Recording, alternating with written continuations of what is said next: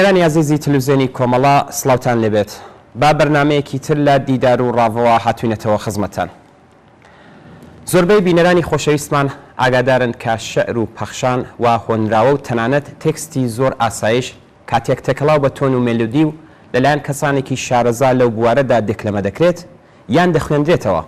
سۆز و چێژێکی تایبەتی تر سەرنجڕاکێشتر دەدات بەو پەخشانە شعرە یا ئەوەش خۆی بۆتە بەشێکی دیکە لەو تێکستە. بۆیە ئێستاکە بەشێک لە هونەر و لە بواری جۆراوجۆردا کەڵکی لێوەردەگرێت. هەڵبەت ئەگەر ئەم بەشە لە بواری شارەزایی لە کاری میدیایی و بێژەری تێکەڵ بکرێت دەتوانین پرۆفشناڵتر و زانستیانەتر هەڵسەنگاندنی بۆ بکەین. هەر بۆیە لە ئێستادا ئێمە نامانەوێت زۆر واردی ئەو بەشە بین. زۆر کەس لە زۆر بواردا شعری دەکلەمە کردووە، تێکستی بە مێلودی خوێندوتەوە، تەنانەت کتێبی زۆر گەورە و باش ئێستاکە بەدەنگ لە بەردەست خەڵکە کە دەتوانین گوێگری بین. لەناو هێزە سیاسیەکان تەنانەت لەناو دەسەڵاتدارانیش لەم بوارە بۆ ڕاکێشانی سەرنجی خەڵک بۆ بوارە جۆراوجۆرەکان کەڵکی لێوەردەگیرێت. لەناو کۆمەڵەشدا زۆر شێعر و تێکستی حماسی و شۆڕشگێڕانە لەلایەن کۆمەڵێک هاوڕێک کە دەتوانین بڵین هونەرمەند و شارەزای ئەم بوارە خوێندراوەتەوە و هەر ئێستاش لە زۆر ڤیدیۆ و بۆنەی جۆراوجۆر بۆ کاناڵە میدیایەکانی ناو کۆمەڵە و حیزبی کۆمونیستی ئێران کەڵکی لێوەردەگیرێت وا جێگای سەرنجی خەڵکانێکی زۆریشە. یەکێک لەو هاوڕێیانە کەسایەتیەکی خۆشناو و ناسراوی ناو خەڵکی شۆڕشگێڕی کوردستان کادرێکی لە مێژینەی کۆمەڵە بەڕێز هاوڕێ کەریم ئەحمەدی ناسراو بە کەریم قەڵاگایە کە هەر ئێستا میوانی بەرنامەی ئەم هەفتەیەی دیدارمانە. شەماڵیش هەر وەک باوکی خۆی ڕێبواری ئەو ڕێبازە بوو کە هەموو ئۆژیان دەژین. ئەو ڕێبواری ڕێبازێک بوو کە هیچ کەسێک بە گریانی ناخێکی تر پێ ناکەنێ. ئەو ڕێبواری ڕێبازێ بوو کە کەس تێیدا گەڕی دەروون بە فرمێسک دانامرچێنێ. هەزاران سڵاو لەو باوکەی کە ئەو ڕێی پێنیشاندا، هەزاران سڵاو لەو دایکەی کە مەمچی لەسەر زاردانە. کاکەریم گیان سەرەتا سڵاوتان لەبێت، زۆر خۆشحاڵین کە بانکهێشتی ئێمەت بۆ ئەم بەرنامەیە قبوڵ کرد. سڵاو و ڕێز لە منەوە خۆشەویستان لە تەلەڤیزیۆنی کۆمەڵە و هەروەها لەو بەرنامەیە و لە ڕێگای ئێوەشەوە جوانترین و گەرموگەشتترین سڵاو پێشکەش بە بینەرانی بەرنامەکەتان. زۆر سپاس. بینەرانی ئازیز هەرچەند کاکەریم سیمایەکی خۆشناو و ناسراوی ناو خەڵکی شۆڕشگێڕی کوردستانە و کادرێکی لە مێژینەی کۆمەڵەیە و لە زۆر بواردا تەنانەت لە ڕیزی ڕێبەراتی کۆمەڵەش کار و چالاکی واسۆگرتووە، بەڵام حەزەکەین لە زمانی خۆیەوە زیاتر بیناسین و بزانین کاکەریم لەکوێ لەدایک بووە، کەی هاتۆتە ناو ڕیزی پێشمەرگایەتی کۆمەڵە. کاکەریم ئەگەر دەکرێت تۆزێک زیاتر خۆت بۆ بینەرانی کۆمەڵە بناسێنی. من لە دایکبووی ئاوایی قەڵاگام لە فەیزوڵابەجی سەقس لە بنەماڵەیەکی هەژاری ئەو ناوچەیەدا هاتوومەتە دنیا ساڵی 1364 هەتاوی. دوای پەیوەندیکردنم بە دەستەی ڕێکخستن یا دەستەی سازماندەی کۆمەڵە لە ناوچەی فەیزوڵابەجی سەرنجام ساڵی 1366 هەتاوی بوومە پێشمەرگەی کۆمەڵە و لە گۆردانی سیڤێکی بۆکان و لە واحدە ڕەزمیەکانی ئەو ناوچەیەدا سازمان درام و دواتریش بە پێی تێپەڕبوونی زەمان سەرنجام لە ساڵی 1372 یا 73 هەتاوی چوومە رادیۆی کۆمەڵە، لەوێ دەستمدایە کارکردن تا ساڵی 2004 زاینەی کە ڕێگای دەرەوەی وڵاتیش بوو بە ئەو ڕێگایی کە کەوتە بەرپێی ئێمەش و هاتمە دەرەوەی وڵات. بەڵێ کاکەریم، باش شتێک بڵین لە پێشدا کاکەریم یەکێک لە بێژەرە بەتواناکانی ناوڕیزەکانی کۆمەڵە بووە بەخۆشیشەوە تا ئێستاش هەر هەیە. ئایا بەڕێستان بۆ ئەم بەشە هیچ خوێندێکی ئاکادامی یا بە شێوەیەکی تر بڵین پێش هاتنت بۆ ناو کۆمەڵە لەم بوارەدا بۆت خوێند بوو یا هەر لە ناو کۆمەڵە دەستت پێ کرد؟ من هەروەک سەرەتاش ئەرزم کردیت کوڕی نەماڵەیەکی هەژار بووم، نەکرد چوونە مەدرسە و خوێندنی ئەکادەمی لە بواری زمان و بێژەری و ئەوەدا، بەڵکو خوێندنی ئاساییشم نەتوانی لە 5 کلاسی سەرەتایی زیاتر بخوێنم. هەر لە تەمەنی منداڵیەوە منی ژێڕای هەزاران و دەیان هەزار منداڵی بنەماڵی هەژاری تری ئەو کۆمەلگایە ناچار دەبووم بۆ ئەوەی کە خزمەتێکم کرد بێت یا کاروەنانێکم بە سفرەی هەژارانە و خاڵی بنەماڵەکەم زیاد کرد بێت، ناچار بووم کە پەڕیوەی شارەکانی دەرەوەی کوردستان بم و هەر لە تەمەنی منداڵیەوە خەریکی کرێکاری و کاری تاقەت ڕووچێنی کودەخانەوە بم. بۆیە لە 5 کلاسی سەرەتایی زیاتر نەمتوانی دەرس بخوێنم و تا جێگایی کە مەربوتە بە وەڵام بوو پرسیارەی تۆ ئەو مەدرسەیی کە من تێیدا توانیم خۆم پەروەردە بکەم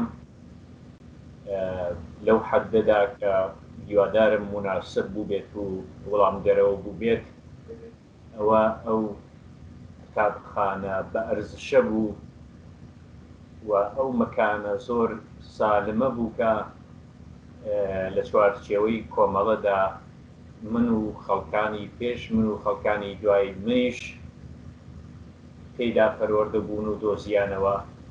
و بۆیە ڕادیۆی کۆمەڵە ئەو کتابخانەیە بوو کە من تێیدا توانیم دەنجی خۆم پەروەردە بکەم و دایرەگەێنم. کاکەریم خۆت چۆن هەستت بەوە کرد یا کێ هانیدای کە لەم بوارەدا توانایت هەیە و دەتوانی بە سوود بیت بۆ بێژەری؟ ئەوەی ڕاستی بێت مەسەلەکە هەستکردن بە توانایی و لە خۆڕادیوی لەو بوارە لە کاردا نەبوو، بەڵکو زەرورەت بوو. شاراوە نییە ئەو کاتی کە من و چەند کەسی تر لە هاوڕێیان نێردراین ڕادیۆ کۆمەڵە بۆ ئەوەی کە خۆمان لە بواری جۆراوجۆردا تاقی بکەینەوە و کار بکەین. دوای ئینشعابی ڕەوتی کۆمۆنیزمی پێکاری بوو لە کۆمەڵە کە بەشێکی زۆر لە ئۆرگانەکانی تشکیلاتی کۆمەڵە پێویستیان بەوە بوو کە باسازی بکرێنەوە، پێویستیان بەوە بوو کە خەڵکی تێدا پەروەردە بکرێت بۆ ئەوەی کە فشاری کار هەمووی لەسەر مەجموعەیەکی دیاریکرا و لە هاوڕێیان نەبێت. بۆیە تا ئەو جێگایی پەیوەندی بە حەز و ئارەزووی خۆمەوە هەبووە، ئەوەی ڕاستی بێ من حەزم دەکرد یەکەم لە واحدە ڕەزمیەکانی پێشمەرگایەتیدا سازمان بدرێم و کار بکەم، چون هەر سەرەتای ژیانی پێشمەرگانشم لە واحدە ڕەزمیەکان دەست پێ کرد و هەروەها حەزم دەکرد زیاتر کاری ئیجرایی بکەم لە نێو هاوڕێیانی پێشمەرگەدا لەگەڵ ئەوانە کار بکەم لە بواری جۆراوجۆردا. بەڵام کاتێک زەرورەت دێتە پێشەوە ئیتر ئینسان لە حەدێکدا دەبێ پێ لە ئارزوەکانی خۆی بنێت و زەرورەتەکان لە دەرەجەی یەکەمدا دابنێت. بۆیە ئەوە لە ڕووی زەرورەتەوە بوو. طبعا من بە لە رادیۆ کۆمەڵە زمان درام لە دوو بواردا هاوکات دەستمدایە کارکردن. یەکەمیان کاری گوێندەجی بوو و لە پاڵ ئەویشدا کاری وەرگێڕان. بۆیە هەردووچی ئەو کارانە خۆشبەختانە هاتن بەدەستمەوە، باش هاتن بەدەستمەوە و دیارە بە شێوەی سابت و هەمیشەیی لەو ڕۆژەوە کە چوومە رادیۆ کۆمەڵە هەتا ساڵی 2004 کاری گوێندەجی بوو و لە پاڵ ئەویشدا کاری وەرگێڕان بوو، وەرگێڕانی گزارش و بابەتی ڕۆژانە و ئەو وتارانی کە لە رادیۆ کۆمەڵە بڵاو دەکرانەوە و جاروبارەش وەرگێڕانی شتی ئەدەبی کە هەم لە رادیۆ بڵاو دەکرایەوە هەمیش لە یەکدوو لا پەڕی پێشڕەو کە بۆ ئەو بابەت تەرخان کرابوو لەوێش بڵاو دەکرایەوە. بۆیە وەڵامی من بە پرسیارەکەی جەنابەت ئەوەیە کە بڵێم ئەوە زەرورەت بوو کە منی هەمدا بەوەی کە لە رادیۆ کار بکەم بۆ ئەوەی کە توانی بێتم ئەگەر لە قووەت مابوو بێت پرساییەک لەسەر شانی باقی هاوڕێیان کە لەوێ کاریان دەکرد کەم بکەمەوە و خۆشبەختانە ئەوم درێژە پێداوە تا کۆتایی ئەو دوو کارم بەدەستەوە هاتووە تایرەمان. بەڵێ من یەک شت زیاد کەم لە پێشدا پێشەوەی کە جەنابەت معرفی بکەم بە بینەران بڵێن کە کاکەریم جگەلەوەی کە بێژەرێکی بەتوانایە وەرگێرێکی بەتواناش بوو کە بۆ خۆشتان ئیشارەتان پێکرد. پێم خۆش بوو ئەمە بڵم بە بینەرانیش. کاکەریم ئەو تێکستانە یا ئەو پەخشانە شێعرانە کە گوڵبژێریان دەکەی بۆ خوێندنەوە هەست و سۆزێکی ئەجگار زۆر دەگەێنێتە گوێگرەکانت. لانی کەم بۆ خۆم وایە ئەو شێعرە یا ئەو تێکستە سەرنجڕاکێشتر دەبێت، سۆزێکی زیاتری دەبێت کە بە دەنگی بەڕێستانەوە دەیویستم. پرسیارەکەم ئەوەیە بۆ هەموو شێعر یا تێکستێک دەکرێ وای لێ بکەی؟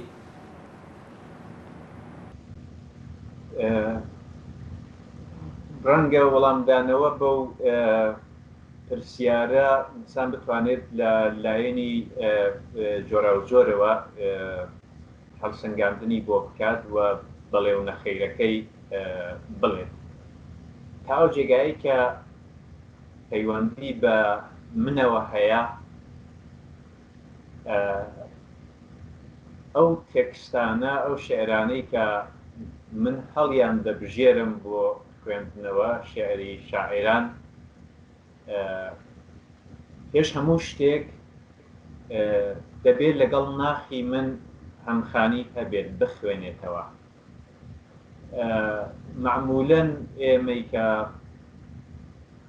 لە رادیۆی ئەحزابی سیاسیدا کارمان کردووە و بۆ خۆمان ئەندامێک لەو حیزبانە بووین، کاتێک دەچینە سەر هەڵبژاردننی شێعرێک پەخشانێک یا شتێکی ئەدەبی دەبێت لە بۆشەیەکدا خۆمان لەگەڵ ئەو شێعرە ببینینەوە و بزانین کە ڕنگدانەوەی بە جۆرێک لە جۆرەکان ڕنگدانەوەی ژیانی ئێمەیە. ئێمە نەک وەکو تاک بەڵکو وەکو فکر و وەکو باوەڕ. ڕەنگە بۆ کەسێک کە مەسەلەن شێعرێکی عاشقانە هەڵدەبژێرێت بیخوێنێتەوە زۆر سەرنجی ئەوە نەدات کە سەرنجامی ئەو عەشقا لەو شێعرەدا بەکوێ دەگات.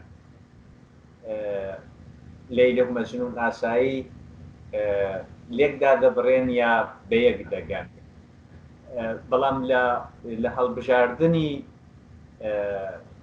شعر و بابەتی سیاسیدا ئەگەر ئەو شعرا ئەو بابەتە لەگەڵ تۆ یەک نەگرێتەوە لەگەڵ ئەو ڕێبازی کە تۆ هەڵبژاردووە لەگەڵ فکرەکەت یەک نەگرێتەوە بۆیە جارێ لە دەرەجەی یەکەمدا زۆر سەختە دەستی بۆ بەریت بۆ ئەوەی کە بیکەیتە دەنگ و لە دەرەجەی دووهەمیشدا ئەگەر بە بێمەیلی چوویتە پای نەتوانیوە ئەو جۆرەی کە شاعر خۆی بۆ ماندوو کردووە یا ئەو جۆرەی کە شاعر چاوەڕوانی هەیە چاکت خوێن بێتەوە و بە قەولی کوردی حەقی خۆی پێدا بێت. من بۆ خۆم شەخسەن هەمیشە دەستم بردووە بۆ شعری ئەو شاعرانەی کە بۆ خۆیان بە هەر نوعێک لە نوعەکان بەشێک بوون لە شۆڕشی کوردستان و بەشێک بوون لە مێژووی بزوتنەوەی شۆڕشگێرانە لە کوردستان لە هەموو بوارەکاندا. هێندێک لەوانە تایبەتی تر هیچ کات بیرم لەوە نەکردوتەوە کە شعرەکەی لەو بابەیە یان نا، یعنی هێندە لێ دڵنیا بوو. بۆیە بۆ خۆشم شەخسەن شعر کە هەڵدەبژێرم هەمیشە ئەوە لە خەیاڵمدایە و ئەوە لە دەرەجەی یەکەمدا دادەنێم کە مافی شاعرم پێشێل نەکرد بێ نەخوارد بێت و بە ئەندازەی جوانی شعرەکەی ئەمنیش ڕنگ و بۆم دابێت بە شعرەکەی لە کاتی خوێندنەوەدا. کاکەریم ئەگەر دەکرێت هەر ئێستاکە شعرێکمان بۆ بخوێنیەوە بەو دەنگە پڕ لە سۆزت ئەگەر ئیمکانی هەیە و دەکرێت. زۆر سپاس. پێش خوێندنەوەی شعرەکە تەمەن شعرێکە هەڵم بژاردووە لە شعرەکانی شاعری زۆر بەتوانە کاک ئەحمەد بازگرە. بەڵێ تەبەن مناسبەتێکی هەبوو. من لە چەند ڕۆژی ڕابردوودا لە دووسێ ڕۆژی ڕابردوودا شانسی ئەوەم هەبوو لە ڕێگایەکەوە یەکێک لە دایکی یەکێک لە هاوڕێیانی گیان بەخێرکردووی کۆمەڵە پەیوەندی پێوە کردم. دایکێکە ڕۆڵەکەی پەروەردە کرد و داخ و کەسەری نەمانی ڕۆڵەکەی لەگەڵ هەموو قورسیەکانی و لەسەر دڵی بۆ هەتایەکە دەمێنێتەوە.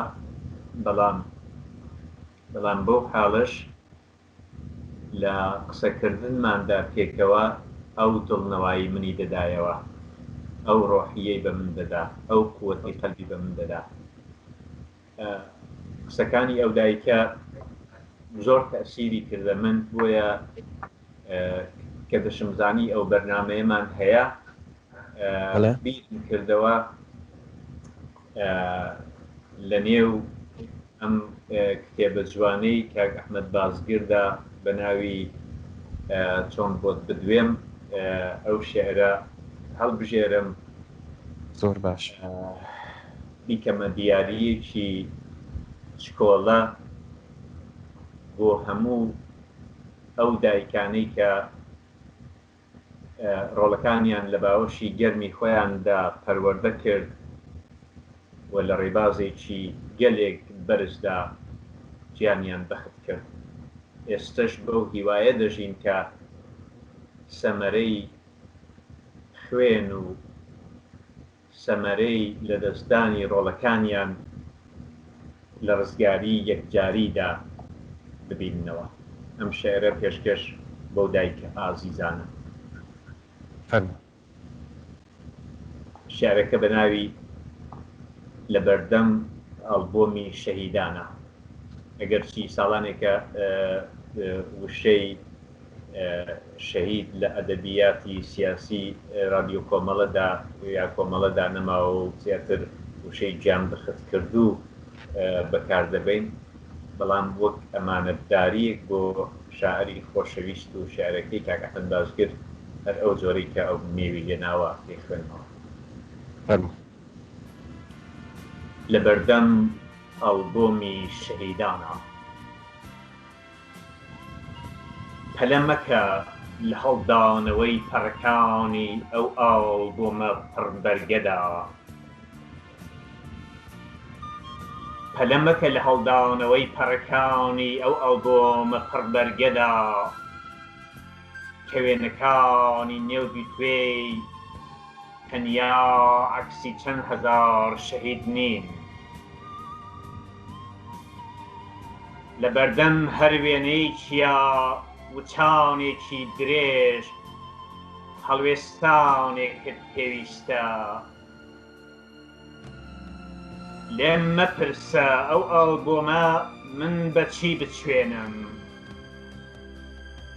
بڵێم کتێبخانەیەکی گەورەیە کە هەر کامی ئەم وێنانە قارەمانی سەدان ڕۆمان و چیرۆکنی لێم مەپرسە من ئەو ئەڵبۆمە بەچی بچوێنم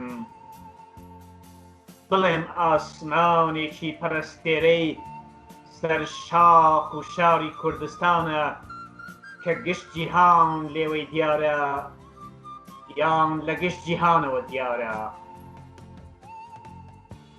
لێم مەپرسە من ئەو ئەڵبۆمە بەچی بچوێنم لەبەر ئەوەی ئەو ئەڵبۆمە هیچ شتێک ناگاتە ئاقاری مقەدەس و بەرزترە حتا لە خودی ڕزگاری ئەوە شعرەکەی کاک ئەحمەد بازگری شاعر و خۆشەویست و هیوادارم بەدڵتان بوو دەستت خۆش بێ دەنگت هەروە بەردەوام بێت کاکەریمگیان هیچ کە بۆ خۆم چاوەڕوانی ئەم شتە بووم دڵنیام لەوە کە بینەرانی ئەم بەرنامەیەش چاوەڕێی ئەو بوون کە شعرێکمان بۆ ئامادە بکەی دووبارە دەستخۆش و دەنگت هەروە بەردەوام بێت کاکەریم ئەم نەو لە خوێندنەوەی بابەتەکان کە تێکەڵاو بە مێلودی و لەحنی تایبەت دەکرێت تا چەند توانیوێتی ڕۆڵی کاریگەری هەبێت بە تایبەت لە ناو شۆڕشی کوردستان و تایبەتیتر لە ناو ڕیزەکانی کۆمەڵە هەمومان ئەوە دەزانین کە شعر و موزیک و سرودی شۆڕشگێرانە بە درێژایی مێژوو بەشێک بووە لە شۆڕش و بەرخۆدان لە دژی دەسەڵاتداران و داگیرکەران سەیری هەر چوار پارچەی کوردستان بکە هەر کامیان بەنەوەیەک و لە چوارچێوەیەکدا هەمویان نهایەتەن وەکو یەک دەوڵەتانی داگیرکەری ئەو ناوچانە چەندە کاتی خۆی بەبوون و بە حزوری هێزی پێشمەرگە لە ناوچەکاندا قەڵز بوون و پلانیان داڕشتووە و گروهی زەربەتەکانیان ڕێکخستووە و لە عەرز و لە ئاسمانەوە چوونەتە شەڕی پێشمەرگە چەندە بە دەنجی حیزبەکانی نەیار لە ڕادیۆکانیانەوە حەساس بوون و بودجەیەکی گەلێک زۆریان تەرخان کردووە بۆ پەرازیت خستنە سەر و بێدەنگکردنی ئەگەرچی لە هیچکام لەو بواراندا سەرکەوتوو نەبوون بە هەمان ئەندازەش بە شعر و بە موزیک و بە سرودی شۆڕشگێرانەکە کە بەشێک بووە لە شۆڕش لە دژی ئەگەر قسە لەسەر کوردستانی ئێران بکەین جمهوری ئیسلامی سەد ئەوەندەی تر ئەوەندەش بەوە حساس بووە بۆیە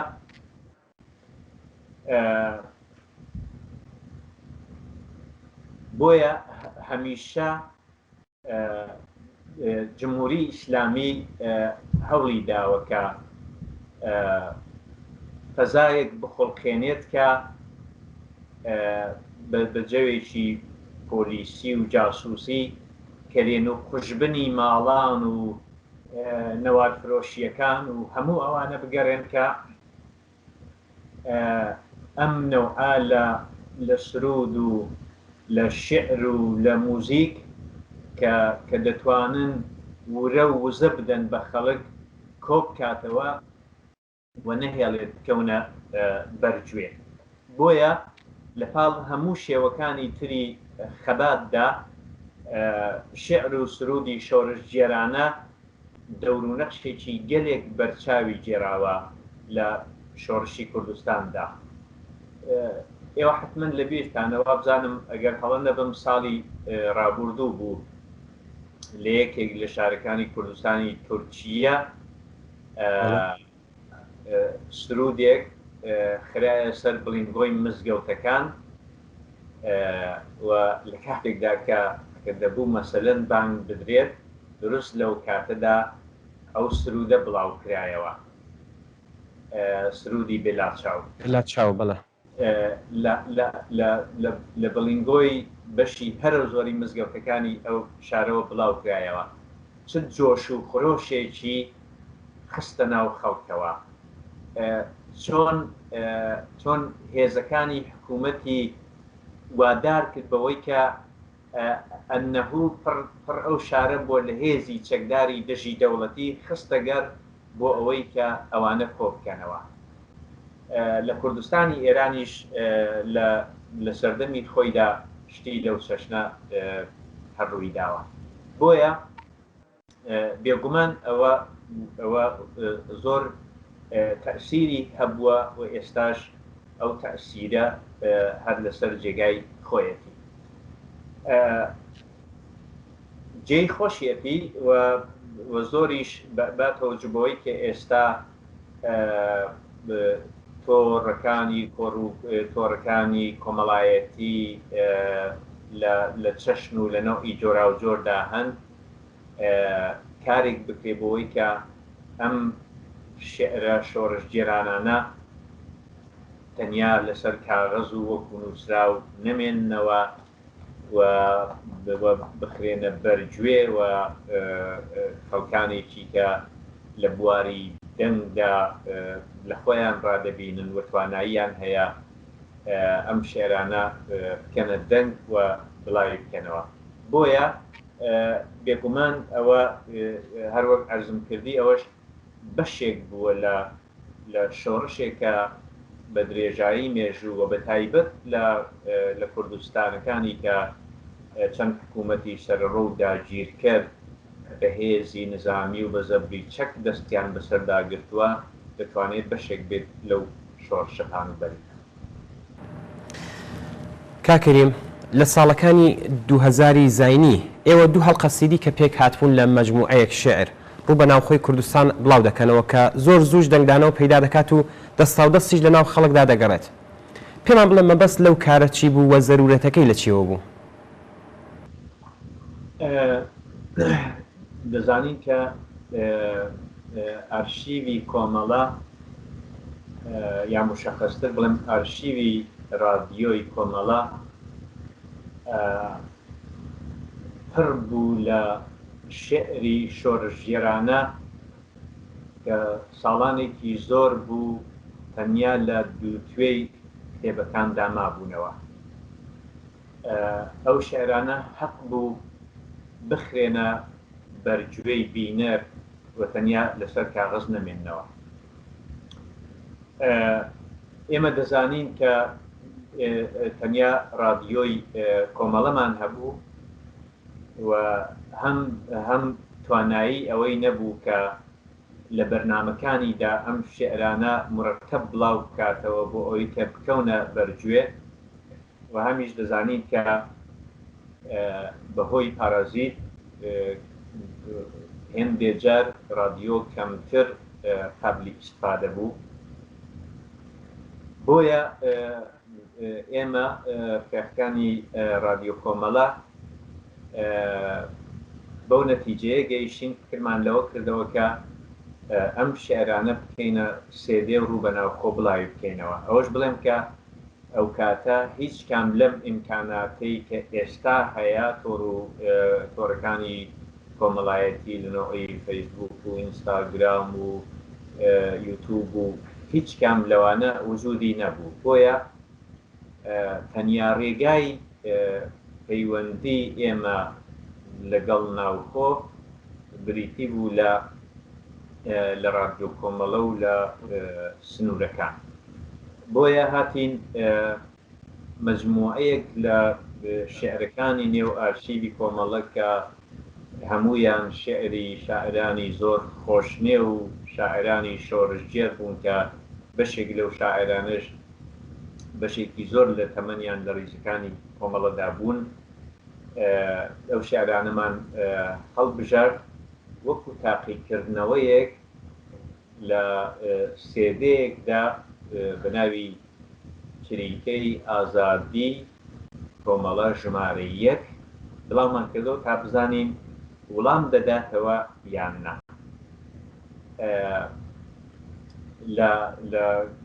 لە دروستکردنیدا لە سەرەتای دروستکردنیدا ئێمە تەنیا 500 دانەمان کۆپی کرد بۆ تاقیکردنەوە و چەندانێکمان ناردەوە ئەو 500 دانەیە لە ماوەی نزیک بە ڕۆژێک زیاتر لە ساڵێک یا ساڵێک بوو بە دەیان هەزار دانە یعنی دەیان هەزار نوسخەی چریکەی ئازادی 1 بڵاو کرایەوە و لە نێو خەڵکدا دەست بەدەست دەگەڕا کە دیتمان لەگەڵ پێشوازی گەرم بەرەوڕوو بوو چونکە ئەو شێعرانە ڕاستەکەی هەر کامەیان بەشێک بوون لە مێژووی کۆمەڵە و خەڵکانێکی گوێیان لەو شێعرانە دەگرت خۆیان و ڕۆڵەکانیان و خانەوادەکانیان لە گۆشەیەک لە گۆشەکانی ئەو شێعرانەدا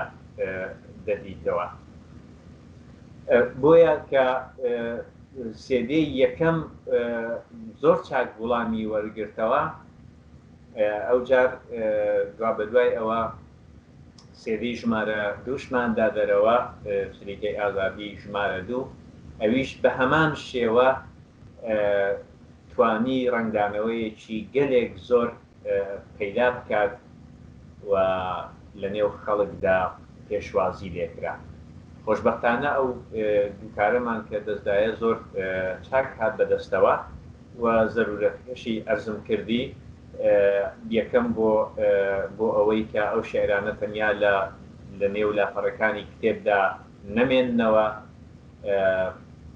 شاعرەکانی بناسرێن و لە هەمان کاتدا ببنە دەنگ و توانی بێتیشیان دەور و تەسیرێکیان هەبێت لە نێوخۆی کوردستانی ڕۆژهەڵات. کاکەریم هەروە خۆشتان ئاگادارن بەرەو پیری سیویەکی جۆزەردان ڕۆژی هێزی پێشمەرگەی کۆمەڵە دەچین چیت هەیە بۆ بینەران پێشکەشی بکەیت؟ بۆ ئەو بۆنەیە بەخشانە شێعرێکی شاعری خۆشەویستی نێو ریزەکانی کۆمەڵە کاک سەعیدی ئەمانیم هەڵبژاردووە مەبەستیش لە هەڵبژاردننی ئەو شێعرەوە بوو کە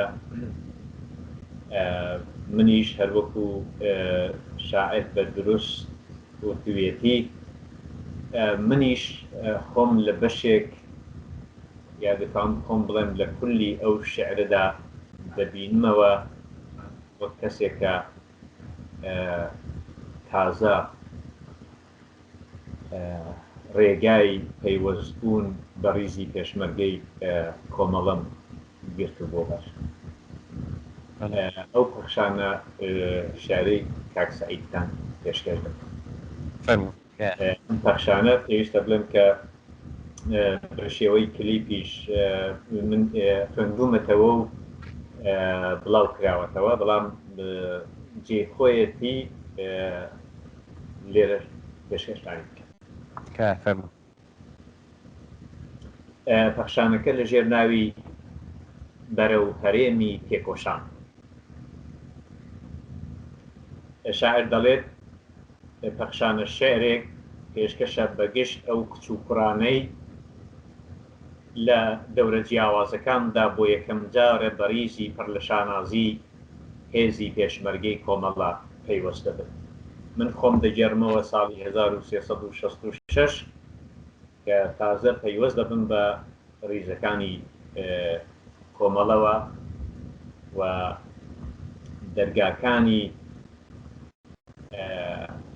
خۆناساندنم بۆی کە خۆم بناسمەوە لەسەرم دەکرێتەوە. کە فەرموو. سەرەتای سەفەرە و ماوەیەکە لەسەر کاڕێزی ئەندێشەی ڕێکخراوێکدا لام داوە. چەند خومێک زانیاری ڕوونم لەو سەرچاوە هەڵێنراوە. ئاسمانی زەینم ساماڵە، گەواڵە هەوری گومان و دڵە ڕاوچەی تاڕادەیەک تیا نەماوە. باریکەرەی هەورازی ملەی تێکۆشان، شارەزام و ناشارەزاش، تاپۆی مژی بەدگومانی بەری ئاسۆی ئەرخەیانی بە تەواوی بەرنەداوە. سەرەتای وەرزی بەهاری هۆشیاریمە، درەختی باخی زانیاریم چرۆی کردووە و هێشتا کە گوڵی نەداوە. سواری تەوسنی خەیاڵم ڕێگە دەبڕم بەرەو لووتکە و ترۆکی شاخی بەرخۆدان، هەگبەی هیوان بە کۆڵەوە، هیوای شیرین، خەونی ڕەنجین بۆ خۆم و ئەوان بۆ هەمووان. هەگبەی کەیلی ڕوئیا و خەویرا پەڕینم لە هۆکاری بێبەشیم و توور هەڵدانی کۆت و زنجیر، زنجیری نەریتی کۆن و یاسا و ڕێسای زاڵمانەی چەوسێنەران. کەوتومە ڕێو لە خەیاڵما دارێکی تەنیا و تەریکم لە دامێنێ. سوود و سێبەری تەنیاویم بێ ئەسەرە، ئاسوودەیی و بەختەوەری نەبۆ خۆم و نەبۆ کەسی تر ناهێنێ، تاکو نەچمە ریزی پتەوی دارستان.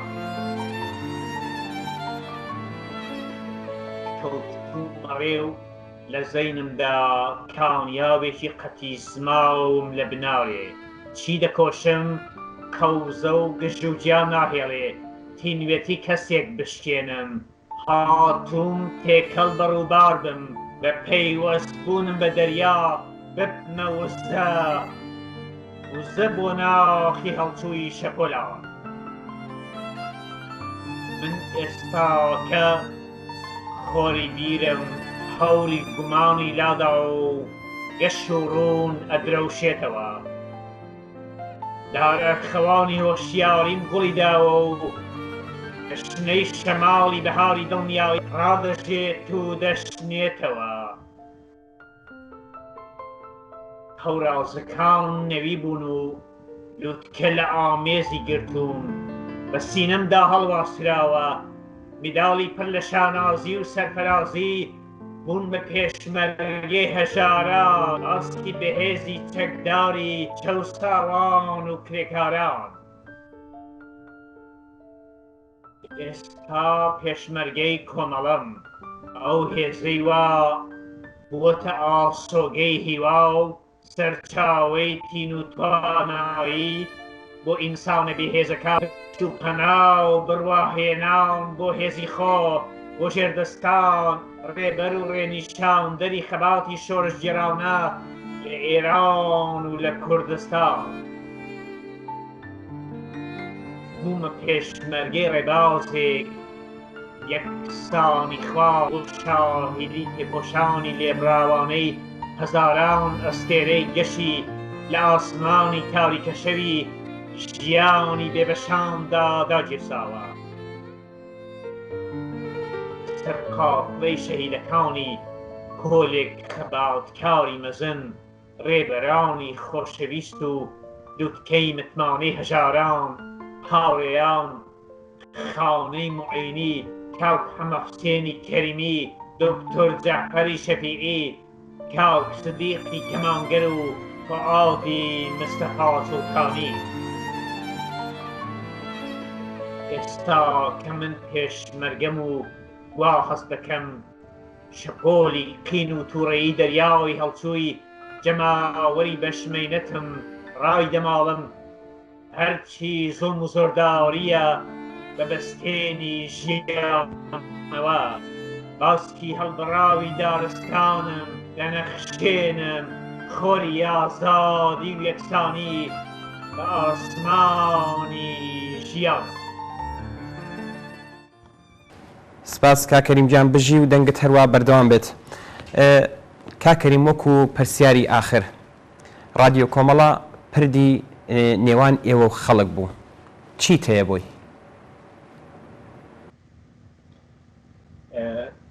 ئەوەی ڕاستی بێت بۆ شەخصی خۆم لە مۆر ڕادیۆ کۆمەڵەوە هەرچی لە مەدحیدا بیڵێم کەمە. جیاواز لە دەور و تەئسیرەکەی لە نێو جەماوەری خەڵکدا دەروازەیەک بوو، کتابخانەیەک بوو بۆ هەموو ئەو کەسانەی لە ڕابردوودا و ئێستاش تێیدا کار دەکەن، خۆیان پەروەردە دەکەن و خزمەت دەکەن بە ئامانجێکی دیاریکراوە. بۆیە حەقە هەموو ئێمە ئەوانەی کە ڕۆژێک لە ڕۆژان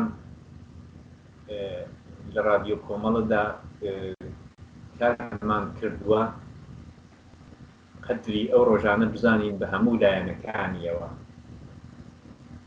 ئەگەر ئێمە لە چوارچێوەی وەتاقی زەبتی ڕادیۆ کۆمەڵەدا خەریکی کار و لە تاڵیشیدا خەریکی بارهێنانی خۆمان بووین، لەو دیوی چوارچێوەی ڕادیۆ کۆمەڵەوە، لەو دیوی دیوارەکانی ڕادیۆ کۆمەڵەوە، لە شوێنەکانی دەوروبەری ئەوە هاوڕێیانی پێشمەرگەی کۆمەڵە بوون. پارێزگاریان لە ئێمە و پارێزگاریان لەو دەنگە کردووە کە دەنجی کۆمەڵە و دەنجی شۆڕشی حەقخوازانەی خەڵکی کوردستان بووە.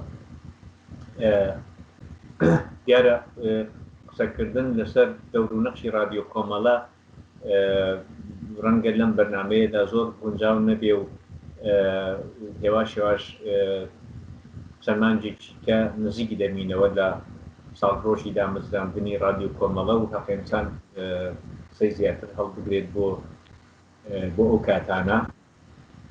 بەڵام مادام لەو بەرنامەیەدا قسە لەسەر هونەری بێژەری بوو، حەق بوو من وەکو وەفایەک بۆ ڕادیۆ کۆمەڵە بڵێم کە ئەوە ڕادیۆ کۆمەڵە بوو کە هەموو ئێمەی بارهێنا و توانی ئەو مەجالە بێت بۆ ئێمە، توانی ئەو دەواازەیە بێت بۆ ئێمە لە پاڵ ئەوەدا کە دەنجی کۆمەڵەمان گەیاندووەتە شوێنی خۆی، لە هەمان کاتدا خۆشمان پەروەردە کردووە و تێیدا بار هاتووی. ئەو نقطەیەم لە مۆرد ڕادیۆ کۆمەڵەوە وەکو فەرزێک لەسەر خۆم دەپێویست دانی بڵێم بۆی کە ئەحساسی ڕاحەتی بکەم و بڵێم لەکوێ ڕاحەتی نێمە. زۆر باشە کاکەریم گیان، من پرسیارێکم نییە، خۆتان وەکو قسەی ئاخر ئەگەر دەزانن نوکتەیەک ئاماژەتان پێ نەکردوێ فەرموون. شتێکی تایبەتی تر نەماوە بۆ باسکردن، تەنیا دەتوانم سپاستان بکەم لەوەی کە ئەو هەلەتان بەخشان و هەروەها جارێکی تریش جوابترین سڵاو لە ڕێگای ئەو بەرنامەی ئێوەوە پێشکەش بکەم بە گوێگرانی رادیۆ و تەلەڤیزیۆن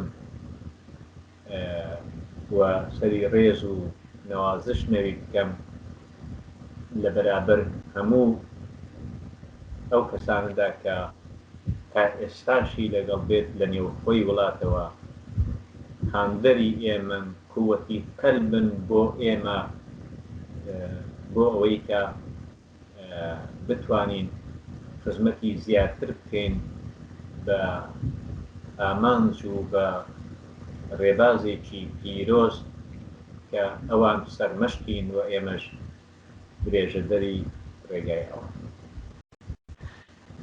زۆر سپاس کاکەریم گیان جارێکی دیکەش سپاس دەکەین کە داوەتی ئێمەتان بۆ ئەم بەرنامەیە قبول کرد. زۆر سپاس بۆ ئێوەش.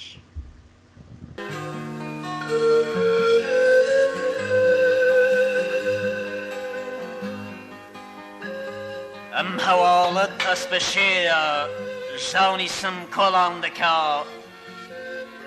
تاون و پۆی باران بڕانە حەز بە مەرجی نام دەکا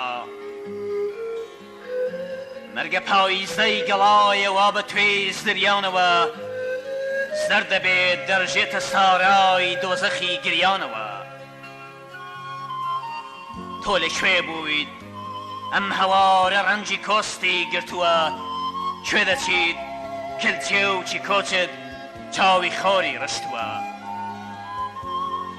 کوێ دەچیت ئەی نەرمە باران من بە یاری ئەم خەمەم زۆر دەمێ کە بۆ دڵۆپت چاوەڕێی تۆزێک نمەم دەی ببارێ وەک تەڵی نێرگز لە نێو ئەنگوستمەوە دا بدە و بتکەیتە سەر ڕۆح سەر لە نوێ بتنووسمەوە دا بکە با لێوی کانی بەو قومەی بتخواتەوە هەر لە دوورڕا گرد و خۆڵی غوربەتت بشواتەوە تۆ لەکوێیت من دێر زەمانە خاوک و پێدەشتی ڕەوم بێنە باوەڕگەت خە لە دڵما بێرە ڕەشماڵی شەوم. بەڵە بینەرانی ئازیز سپاس بۆ ئێوەش کە تا ئێستا لەگەڵمان بوون هیوادارین کە ئەم بەرنامەشتان بەدڵ بوو بێت و کەڵکی پێویستیشتان لێوەرگرفێت تا بەرنامەیەکی تر و هەفتەیەکی تر کاتێکی خۆش بۆ هەموو لایەکتان.